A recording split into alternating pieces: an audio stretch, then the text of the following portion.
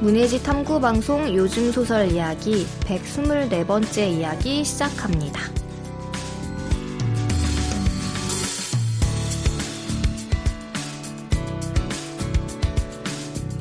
안녕하세요. 저는 KBS 라디오에서 라디오 프로그램 제작하고 있는 이주영입니다. 네, 안녕하세요. 저는 해방촌에서 문학서점 고요서사 운영하고 있는 차경희입니다. 네, 오늘은 저희가 지난 호부터 소개하고 있는 창작가 비평 2023년 봄호에 백수린 작가 신작이 실렸어요. 빛이 다가올 때라는 작품이고요. 이 작품 이야기 한번 해보겠습니다. 네.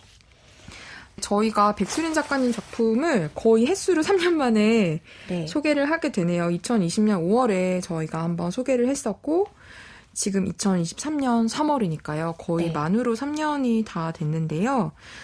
빛이 다가올 때라는 작품은 근데 저는 창비에서 이번에 그냥 후루룩 훑어보면서 빛이 다가올 때라는 제목을 딱 보는 순간 네. 아 이게 백수린 작가님 소설이겠구나라는 생각을 왜 했는지 모르겠는데 했어요. 네, 빛에 대한 이미지가 있어서 그런가? 빛과 그림자를 되게 잘 네. 쓰는 작가님이라는 생각이 좀 제 머릿속에 있었나 봐요. 백수린 작가님의 소설이 맞았고요. 이 제목은. 네.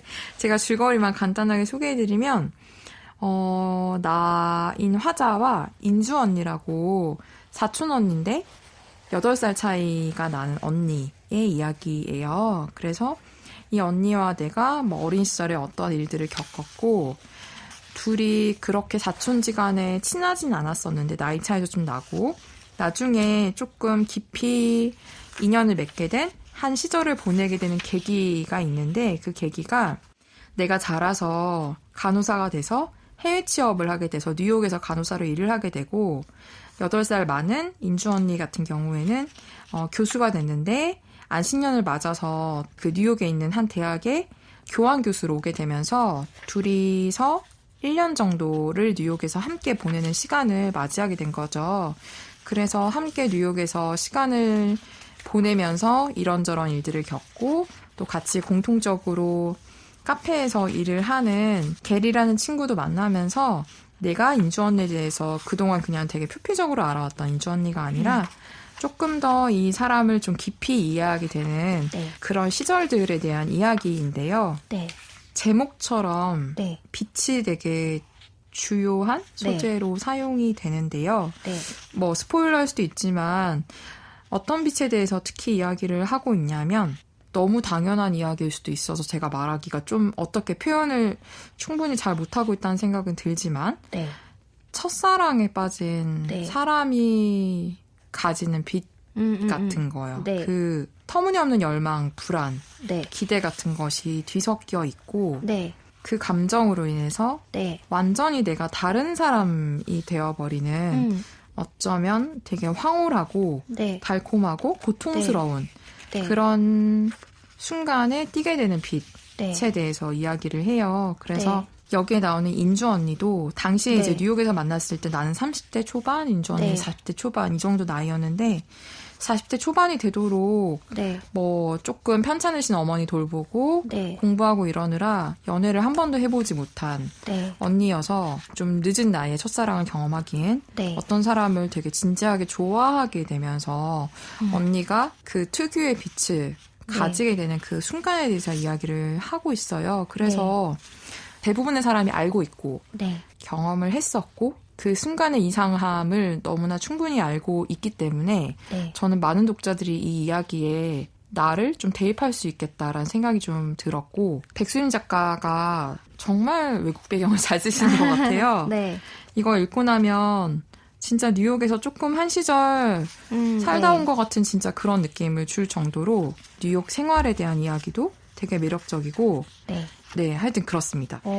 일단은 저도 오랜만에 백수린 작가 단편을 읽는 느낌이었어요. 되게 문예지 읽기를 쉬어서 그렇기도 하지만 소설집이나 다른 지면에서도 엔솔로지에서도 제가 읽은 지 좀 오래됐다라는 생각이 들더라고요. 그래서 반갑게 읽었고 저 역시도 뉴욕에 가본 적이 없는데 굉장히 같이 이 동네를 누비는 것 같은 그리고 제가 딱 했을 법한 여행이나 체험 스타일이에요. 네. 어디 막 특별한 관광지를 교외로 막 이렇게 적극적으로 이동해서 찾아가기보다는 골목골목에 혹은 뭐 전시라던가 그 어떤 한정된 지역 안에서 돌아다닐 수 있는 최소한의 체력으로 이동할 수 있는 그 루트대로 커피 마시고 네, 다니는 네. 느낌이 있어서 이 친척지간인 언니와 나의 여행이라고 해야 되나? 어쨌든 뉴욕에서의 체류 네. 경험들이 되게 가까운 이들의 경험처럼 느껴져서 좋다라는 생각을 했어요. 확실하게 대리만족의 느낌이 있었던 것 같아요. 네. 게다가 이 소설에서 얘기하는 건 어쨌든 사랑이 되게 주요한 테마이기도 하니까 네. 게리라는 굉장히 나이스한 청년에 대한 이 묘사나 흥미가 같이 좀 이 화자는 조금 그런 감정에 무딘 사람이라는 생각이 조금 들기는 했지만 어떤 눈치라던가 그런데 되게 이 뭐 게리와 언니가 머리를 맞대고 무언가에 대해 이야기하는 장면을 관찰했을 때의 순간 같은 것들이 누가 봐도 너무 사랑에 빠진 사람들의 행위 같다라는 생각이 들었고 아주 직접적인 빛에 대한 뭐 해변에서의 뭐 사진을 찍는 장면이라던가 네. 아니면 게리가 일하는 카페가 아예 대놓고 룩스잖아요. 그쵸. 네. LUX라는 스펠을 쓰는 철자를 쓰는 카페인데 그 룩스라는 카페에서 이 환하게 빛나는 청년을 만난다는 이야기 자체가 굉장히 과감한 이야기라는 생각을 했어요. 어떻게 보면 진짜 게리 같은 애가 있나? 그리고 네 어쨌든 네 보편적인 감정에 대한 거를 보편적으로 접근을 하는데 근데 네. 이 이야기에 되게 아름다운 요소들이 많아서 장면이나 문장이나 네. 그래서 이 이야기를 보편적이지만 조금은 특별하게 만들어준다는 생각을 많이 했어요. 네. 그래서 그런 점들이 매력적으로 느껴졌고 사실은 이 소설에서 우리 언니는 그렇게 어린 사람을 좋아할 만한 사람이 아니야라는 대목 같은 것들이 나오잖아요. 네. 조금 구체적으로 뭐 더 앞으로 이야기를 하겠지만 네. 이렇게 표현을 하거든요. 부도덕한 것까지는 아니더라도 사회 통념을 벗어난 비정상적인 일이었다. 그리고 언니는 결코 그런 이상한 사람이 아니었다라고 얘기를 하는 대목이 이제 중반에 나오는데 언니의 네. 그 마음을 약간 이해하지 못하고 되게 낯설게 느끼는 거죠. 그러니까 네. 낯설기 때문에 이런 생각을 했던 것 같긴 한데 이런 거에 대한 것도 사실은 사회적인 통념에 대한 이야기가 뭐 남녀, 여남 커플의 그 나이 차이에 대해서는 사실 이슈가 여전히 되는 경우들이 있잖아요. 네, 네. 뭐 20살 이상 연상연하 커플에 대해서는 막 네. 사회적으로 엄청난 이슈인데 특히 여자가 많은 경우에 네네 네. 반대인 경우에는 되게 흔하면서도 왜 그럴 때는 도덕적으로 비난하면서 여자가 많으면 되게 세기의 사랑인 것처럼 막 얘기되는 경우들. 근데 저도 그런 거에 대해서 여전히 어떤 성별에 대한 격차가 있구나라는 생각이 들 때가 있거든요. 네. 그래서 과연 저는 사실은 여기에서 언니가 게리를 좋아한 건 게리라는 청년의 매력도 물론 있겠지만 저한테는 언니가 엄마를 위해 보냈던 청춘의 시간들이 있잖아요. 네. 이 빛이 다가올 때 빛은 내가 놓쳤다고까지는 말을 못하겠지만 내가 누리지 못했던 화냈던 시절을 화난 시절에 있는 대상을 만났다라는 느낌이 들었어요. 그래서 내가 그 빛을 만났을 때 홀리는 것이 그냥 이거를 청춘은 반짝반짝 아름다워요 이렇게 얘기할 수는 없는데 그런 대상을 젊음이라고 얘기하면 너무 이게 좀 그렇지만 네. 어떤 정말 나도 저랬으면 좋았을 것 같은 빛나는 인간 그 21살의 시기를 너무 벅차게 보내고 물론 집에 일이 있고 해서 고뇌하는 그런 청춘이기도 하지만 네. 굉장히 아름다운 대상으로 보였을 것 같아요. 꼭 어떤 육체적인 그런 뭐 청춘의 느낌이 이게 아니라 네. 실제로 언니의 마음이 막 공감이 안 가는 건 아니었거든요.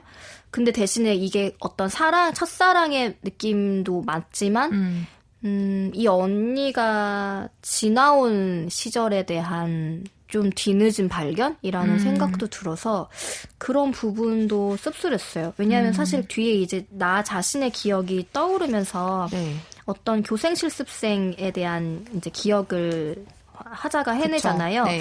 근데 사실 이거는 어른에 대한 동경인 경우가 많잖아요. 네, 네, 이런 네. 첫사랑은. 네. 그러니까 자신의 나이나 자신이 지나고 있는 시절과 다른 시절을 보내고 있는 사람에 대한 동경이 위든 아래든 있는 것 같아요. 저는 그렇게 생각하면 마치 우리의 시간이 선형적으로 흘러가는다고 네. 우리는 느껴지지만 선적으로. 근데 네. 그게 아니라는 이야기처럼 네. 동시대이지만 각각 다른 시기를 통과하는 사람들이 같이 살고 있는 거잖아요. 네, 그러면 네, 충분히 그렇게 매혹당할 수 있지 않을까? 근데 이 소설에서는 그런 거에 어떤 당위성이나 사회적 통념을 얘기를 꺼내고 있는 거죠. 그래서 한 번쯤은 생각해 볼 만한 것 같아요. 여기서도 뭐 사랑의 나이가 무슨 상관이야 뭐 이런 얘기를 하는데 네네네. 그게 위로는 상관없잖아 라고 화자가 그렇게 얘기를 했다가 사실은 반대라는 걸 깨달았을 때 네. 당혹스러워한다라는 게 저희가 지난 시간에 소개한 박솔매 작가의 소설에서 에리와 알렉스도 네. 사실 그렸던 거잖아요. 30살이 넘은 에리와 18의 알렉스가 네. 한 6개월 남짓 네. 연인이었던 시절에 대해 지나치듯 얘기를 하는데 그때도 사람들이 이상하게 쳐다봤다라는 뭐 그런 이야기도 있는 것처럼 그리고 여기서 마음 아픈 게 고백을 결국 한 것처럼 네, 이제 했어요. 언급이 되잖아요. 근데 잘 안 됐다고 또 언니가 고백을 근데 해야죠. 어떻게 안 하면 정말요? 가요. 저는 할 것 같아요. 아니 근데 저는 약간 제가 너무 저기한가? 이제 이 화자에 네. 대한 약간 반론 제기인데 화자가 네. 언니가 게리를 사랑하는 게 말도 안 되는 일이라고 굳게 믿었다라고 하면서 40이 넘은 언니가 20살이 간 넘은 남자를 사랑하다니 하면서 이제 비정상적인 일이다라고 하는데 저는 별로 비정상적이 느껴지진 않는데. 저도 근데 통념과는 별개로 그리고 그런 커플이 되게 많아요. 네, 생각보다 많고 그게 나이를 얘기하지 않으면 어디가 연상이 어디가 연한지 모르는 커플도 많고 맞아요. 그래서 저는 그리고 이게 그러니까 차라리 지난 시간에 엘이랑 이제 그 알렉스가 미성년자니까 18살이니까 오히려 그거는 학교를 가지 않았다고 해도 했으니까. 그러니까 오히려 좀 더 논란이 될 수는 있는데 저한테는 사실은 이게 근데 그 18이 저는 좀 일부러 그렇게 설정했나라고 생각한 게 이렇게 웃긴 얘기인데 그냥 외국인은 뭐 그런 거야? 네, 그래서 이게 20인지 진짜 18인지가 그쵸. 애매하다라는 생각을 하긴 18. 했어요. 네. 아무튼 그래서 이 소설에서 이 부분이 저한테 크게 와닿진 않았어요. 이거는 너무 이 화자가 저는 뭐 몇 살 차이인 것까지는 밝힐 필요가 없지만 사실 나이 차이가 많이 나는 어린 친구랑 비슷한 뭐 기간으로 만난 적이 있는데 근데 저도 그런 통념이 없는 사람이고 그때 저도 그리고 이 언니의 마음에 제가 아까 그런 식으로 표현을 했던 게 너무 그게 빛나 보이는 대상이었던 건 맞거든요. 근데 웃긴 얘기인데 저도 왜 그런 감정을 느꼈는지 모르겠는데 그 친구가 그 세월호 희생 학생들보다 어렸어요. 더. 근데 세월호 희생자들에 대한 그 뉴스를 보아온 시기는 저는 너무나 이미 성인이고 너무나 30대였을 거예요, 아마. 30대 초반.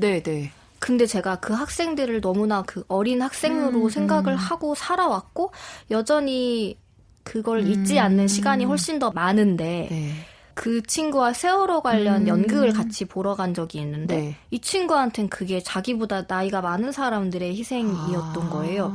근데 그거를 사실은 그 친구를 만나기로 정했을 때부터 그게 되게 의식이 됐어요. 세월호라는 기점이 저는 나이 차이보다 내가 지금 그런 시간들을 까마득하게 다르게 느끼는 사람과 만난다라는 게 저한테는 되게 이상한 죄책감 같은 게 약간은 있었어요. 만약에 그 학생들이 희생되지 않고 살고 있다면 나와 사회에서 만났을 때 연인으로 만날 가능성이 당연히 너무 없을 것이라는 생각을 처음부터 했고 게다가 우연히 그 연극을 보게 되면서 당연히 추모와 애도의 마음은 같지만 다른 식의 기억과 다른 식의 애도의 표현을 하더라고요. 그래서 다를 수밖에 없죠. 그게 너무 세월의 격차라고 한다기보다는 그런 죄책감이 계속 있다라는 걸 그때 더 많이 생각했던 것 같아요. 그러니까 굉장히 내가 이렇게 얘기하면 웃긴데 보호해야 할 대상인 사람과 내가 동등한 어떤 연애를 한다라는 게 생각보다 무거운 일이구나라는 생각을 했던 것 같아요. 네. 나이가 차이가 위로 더 많이 나는 사람도 만나봤지만 그땐 그런 생각을 한 번도 안 해봤고 네. 웃기지만 나중엔 되게 나쁜 어른이었다는 생각을 더 많이 했지만 그 위로 이 사람들을 물론 나도 성인이었지만 되게 이거 함부로 이렇게 만날 수 없는 것 같아라는 생각을 했던 것 같아요. 그게 좀 전달이 될진 모르겠지만 저는 그런 식의 좀 다른 의미가 있을 수는 있겠네요. 어떤 사회의 어른으로서의 책무 같은 게 생각이 들더라고요, 이상하게. 네, 들 수 있을 것 같아요. 네. 교수라는 직업도 살짝 맞아요. 그럴 수도 있죠. 네, 있어요. 저도 화자의 이야기에 동의를 한 건 아닌데 생각보다 언니의 그 마음 복잡함이나 이걸 관찰하는 사람의 마음 복잡함이 그럴 수 있다라는 생각은 좀 한 것 같아요. 네. 오히려 제가 이 소설에서 제일 좋았던 부분은 사실은 이 부분이었는데 이것도 약간 저한테 좀 물음표와 함께 다가온 장면이긴 했어요. 네.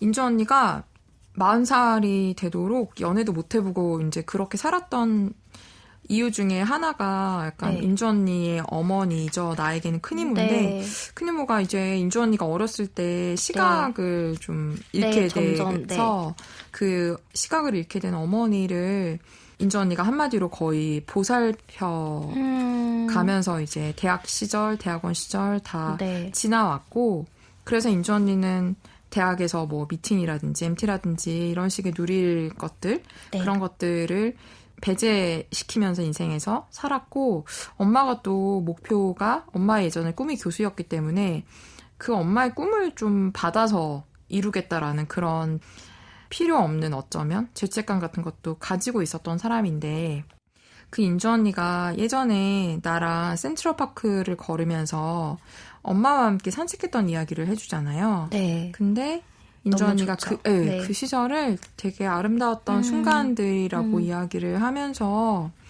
서로 이제 엄마에게 인주 언니가 한번 내가 보이는 것들을 묘사를 해주고 그 다음에는 그걸 받아서 시각을 잃은 엄마가 이젠 내 차례야 하면서 자신이 시각 이외에 다른 감각으로 느끼고 있는 풍경들에 대해서 설명을 해주는 장면이 나와요. 진짜 아름답더라고요. 그래서 저는 사실은 이 소설에서 말하고자 하는 바, 좀 상당히 뚜렷하게 나타나고 있는 그 부분보다는 오히려 이런 장면들이 저한테 좀 오래도록 좀 여운이 남았던 그런 장면이기도 하고, 동시에 그런 생각도 사실 들었어요. 이 인주 언니가 엄청나게 그 엄마에 대한 사랑과 책임감이 강한 사람이잖아요. 그러면서 이제 어머니는 인주 언니가 아마 30대 중반? 후반 정도에 돌아가신 걸로 나오는데 엄마와 그렇게 매일 동네 공원을 산책했던 시간은 다른 사람들이 누리지 못할 축복이었어라고 이야기를 하잖아요. 그 저한 또 물음표가 생기는 거예요. 네. 너무 착한 거 아니에요? 근데 축복일 수도 있죠. 양가 감정이지 않을까? 네, 근데 저는 양가 감정이 들 수밖에 없는 것 같은데 이 인주 언니는 한 번도 엄마 때문에 누리지 못한 것들에 대해서 1도 불평 안 하잖아요. 근데 저는 그 주영님이 앞서 그 게리에 대한 사랑 이야기보다 이 엄마와의 이야기가 더 좋았다거나 인상적이었다라고 얘기를 하시는 것도 공감이 되지만 근데 그 이야기가 분리되어 있다라는 생각은 잘 못했거든요. 이게 제목이 주는 것과 의미와 계속 빛에 대한 이야기들을 여기서 하잖아요. 그래서 그냥 어떤 저한테는 빛 이꼴 사랑 이렇게 꼭 읽어야 된다는 건 아닌데 사랑의 순간들을 빛으로 많이 비유한 것 같아요. 그래서 그리고 공감이 되는 문장들이 더 있는 게 이 엄마 이야기가 를 할 때 네. 그런 왜 하게 되냐면 아직 뉴욕이 내게 광채를 잃은 도시가 되기 전 네. 언니가 내게 크리모와 산책하던 날들에 대한 이야기를 들려준 적이 있다. 뭐 하고 눈이 많이 와서 네네. 잔디밭엔 흰 빛이 가득했고 네. 눈이 쌓인 채 넓게 얼어붙은 빙판은 겨울 햇살에 황금색으로 빛났다. 그러니까 네. 계속 빛의 이미지를 네네. 가져가는데 이게 시작할 때 아직 뉴욕이 내게 광채를 잃은 도시가 되기 전 그러니까 네. 이 인물이 피폐한 삶을 이제 나중에 살게 되면서 자기의 직업적인 불안정함 때문에 네네. 뉴욕의 색채를 자기가 잃어버리는 거잖아요. 광채를. 네네네. 그렇게 살면 때. 네. 근데 저도 웃긴데 서점하기 직전에 퇴사하고 서점 준비할 때 저 중간에 이제 퇴사하고 쉴 때도 한 번 더 있긴 했지만 낮에 활보를 하는데 되게 세상이 같은 서울인데도 되게 선명해 보인다는 생각을 굉장히 많이 했거든요. 그러니까 내가 기분이 좋아서가 아니라 기분은 사실 좋지 않았어요. 앞날에 대한 불안함은 갖고 있으니까. 그런데 그냥 낮에 빛이 많은 시간에 활보를 하니까 사람들의 옷차림이나 계절의 감각들이 되게 선명하다는 생각을 많이 했던 것 같아요. 근데 여기서 제가 이게 맞는 어떤 의미인지는 모르겠지만 엄마는 사실 빛을 잃은 사람으로 여겨지잖아요. 시각을 잃어간다라는 거는.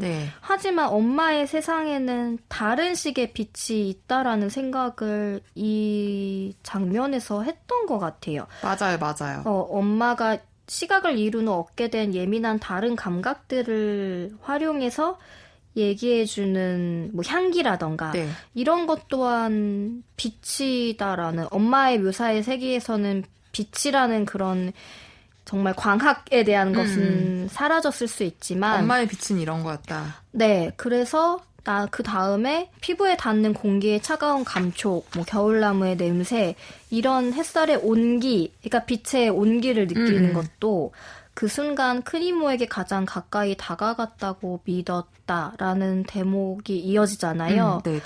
그러면 타이 느꼈던 방식 그대로 세상을 느껴볼 수 있으리라는 생각은 얼마나 헛된가. 라는 대목도 있고 그래서 저는 그냥 이 언니가 느낀 모든 사랑의 순간들이 언니에게는 일종의 빛이었지 않을까라는 생각을 했던 것 같아요. 그래서 엄마와의 그 시간이 축복이었어라는 것은 어쩌면 게리와의 관계와 뭐 비교해서 언니가 다시 한번 느꼈던 걸 수도 있겠지만 두 가지 다 어떤 빛의 순간이었을 거라는 생각을 했던 것 같아요. 네. 그러니까 제가 이 축복이 약간 꽂힌 것 같아요. 매일 산책이 정말 축복이었다고? 내가 미팅도 못하는데 막 이 생각을 제가. 하지만 누구나 가질 수 있는 시간이 아닌 건 맞는 것 같아요. 근데 언니에겐 어떤 그것도 보상의 기억일 수 있으니까. 네, 그래도 그 단어를 쓸 수 있다라는 건 역시 이 인주 언니의 성정을 드러내주는 거긴 하겠죠.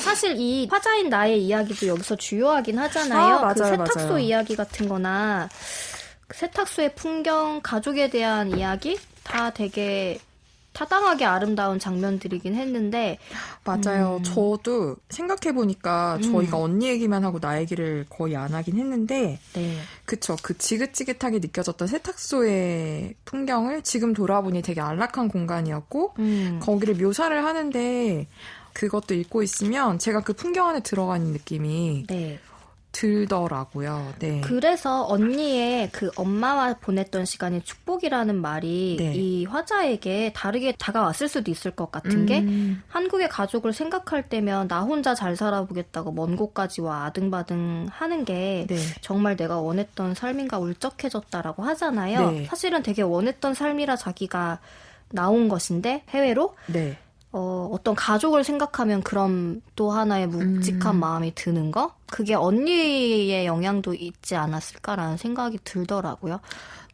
이게 꼭 가족에게 헌신해야 돼라는 건 아니지만 맞아요. 가족과 시간을 보낸다라는 거는 가족애가 있는 경우에는 얼마든지 좋은 시간으로서의 의미를 지닌다고 저는 생각하기 때문에 모든 가족들이 애정으로 엮여 있어야는 당연히 동의하진 않지만 이런 경우에는 시간을 보내는 것도 저는 무시하지 못하는 의미라고 생각이 드니까 이 소설의 화자들은 인물들은 특히나 저희가 잠깐 얘기했지만 되게 순수한 인물들로 여겨지잖아요, 사실. 네, 맞아요. 악하거나 이기적이지 않은 사람들로 저는 느껴지거든요. 이기적이어봤자 해외에 나와 있는 거잖아요. 네, 오히려 너무 이타적인 사람들인 것 같아요.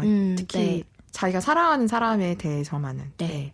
사실 그런 마음을 지니고 그런 식으로 살아간다는 것 자체만으로 요즘 세상에 특별할 수도 있겠다라는 생각도 들긴 하네요. 근데 그 주영님의 답답함이 이렇게 네. 얘기하니까 이해는 되네요. 너무나 이타적인 인물들의 이야기인 건 맞는 것 같아요. 그 게리도 네. 사실 좀 그런 면이 있고 네. 언니는 말할 것도 없고 네. 이 화자조차도 그렇죠. 사실 되게 자기가 열심히 일해서 터전을 지금 가꾸어가는 대단한 일을 하고 있는 건데 계속 약간 좀 내가 이렇게 해도 되나? 약간 이런 마음을 살짝씩은 좀 품고 있는? 이렇게 나와 있는 나 너무 이기적인 거 아니야? 이렇게 화살을 돌리기도 하는 건 사실 네, 이타적인 인물들인 게 맞죠. 근데 어쨌든 그러니까 여기 잠깐 나오지만 지금 생각해보면 언니는 언니 몫이 되어서는 안 되는 죄책감을 끌어안고 있었던 것 같다라는 이야기가 나오는데 생각해보면 내 몫이 되어서는 안 되는 내 몫이 필요가 없는 죄책감을 끌어안고 사는 사람이 많고 내 주위에도 그리고 저 또한 필요 없는 죄책감을 끌어안고 살았던 적도 있고 지금도 일정 부분 끌어안고 살고 있는 거라고 생각해서 이거는 막 의식적으로 떨쳐버리기도 좀 어려운 거잖아요. 그래서 어쩌면 좀 우리 보편의 얼굴 중에 하나 같기도 하네요. 이렇게 이타적이거나 이렇게 순수할 수는 없지만. 그리고 항상 그 도덕적인 잣대를 한국에서 특히나 맞아요. 여성이고 장녀 이런 얘기 나오지만 이렇다면 그 사랑에 대한 아까 그것도 그렇고 사회적 통념도 이 지금 자식의 역할에 대한 사회적 통념에 대한 지금 잣대도 있는 거잖아요. 그쵸. 두 인물 다 너무나. 여긴 특히나 되게 조금 돈독한 가족에 가까운 모습이니까. 그러니까 이렇게 친척 언니와도 만날 수 있다고 생각을 하고 사실은 맞아요. 친척끼리 이렇게 만나는 경우도 요즘 잘 없지 않나요? 그럼요. 그렇게 생각하니까 되게 이 한국적인 가정, 한국적인 문화 안에서 자란 여성들 이 스스로 자꾸 어떤 그 사회적 통념을 도덕의 기준으로 자꾸만 세우게 되는 복잡성에 대한 것도 그게 어쩌면 되게 현실적인 것 같기도 하네요. 없다고는 할 수 없을 것 같아요. 이거에 대해 옳고 그름을 얘기하기에는 그런 세계가 분명히 있기 때문에 그 있음에 대한 소설이라고 생각이 들어요. 그러니까 누군가는 정말 이거를 옹호할 수 없고 답답해하고 안타까운 마음으로 읽을 수 있다라는 생각도 지금 들지만 저는 그냥 충분히 또 합당한 이야기라는 생각도 들어요. 저희 이렇게 창비 2023년 봄호에 실린 백수린 단편소설 빛이 다가올 때에 대해서 이야기 나눠보았습니다. 문예지 탐구방송 요즘 소설 이야기, 다음 시간에는 창비 2023년 봄호에 실린 윤고은 작가의 신작 소설 이야기 해보겠습니다. 백수린 소설 빛이 다가올 때의 일부를 경희님의 낭독으로 들으시면서 저희는 다음 시간에 인사드리겠습니다. 들어주셔서 고맙습니다.